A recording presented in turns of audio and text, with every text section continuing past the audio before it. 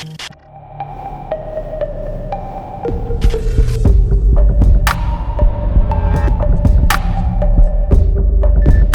I am Ignace Aleya from ToleratedCinematics.com, and today I will be showing you how I have created this.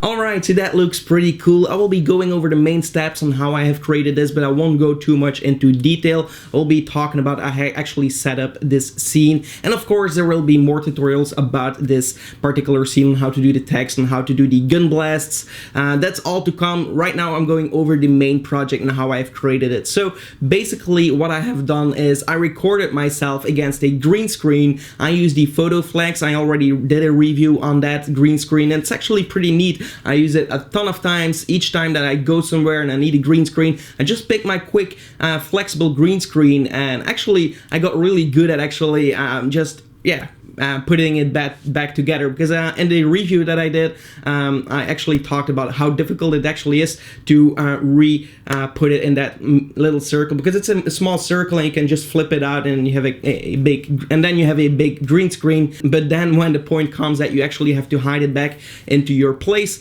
I never could actually bend it back together, but I got pretty good at that. I can do it in one try now, so actually that's pretty neat, but that's completely besides the point.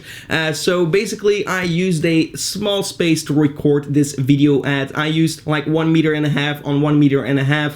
For those in America, I don't know how much that is in feet, but it's a really tiny place. I used my green screen. I actually stood against my green screen, which is not advised. You should take some space in between your green screen so you don't have any shadow spill on your green screen. I know that, but I didn't have the options to do that. And then I use a bit of key lights, one key light and one fill light, my softbox, and my key light I'm actually using right now as well. And yeah, I basically recorded it that way. Voilà, en nu zonder geluid, want anders ziet het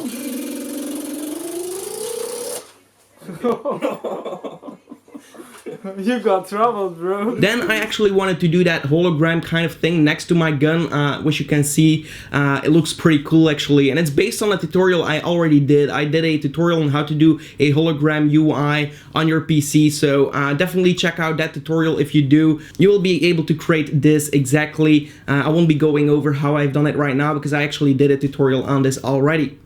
And in that tutorial that I actually did, I used a tracker called FayIN, and it's actually a really nice tracker, but in that video I actually did it on my screens, and my screens are not moving. In this case I had my gun moving pretty fast, and actually I didn't think I could do a quick, well, pretty good track on this, because it's actually a really tiny object, my gun, and it's also with a lot of detail from the surroundings. So I tried FayIN for this track, and it actually went in one go. So my first try was actually a perfect track, so that's really nice. I definitely encourage you to check out FayIN. They're doing a great job when it comes to tracking. So basically what I've done, I had my gun, I selected my gun with FayIN. I selected my footage, I added FayIN to my footage, then I selected that I want to do a track, so I selected my area that I wanted to track, and then I also said FayIN that it's a moving object, so it's not a steady object where the camera is moving. In this case my camera was still, but my object was moving, so I had to track my object.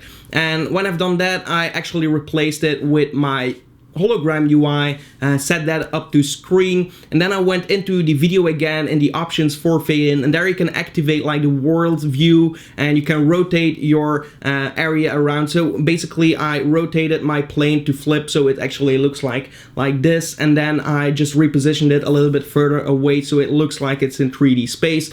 And yeah, then I had it following my gun immediately. So yeah, the track went good immediately, and then I used a displacement map with some scaling to actually make it toggle on and toggle off. So basically what I've done is I animated my scale from 0 to 100, and then I added a turbulence displacement to give it that warping kind of look to it. So that looks pretty neat.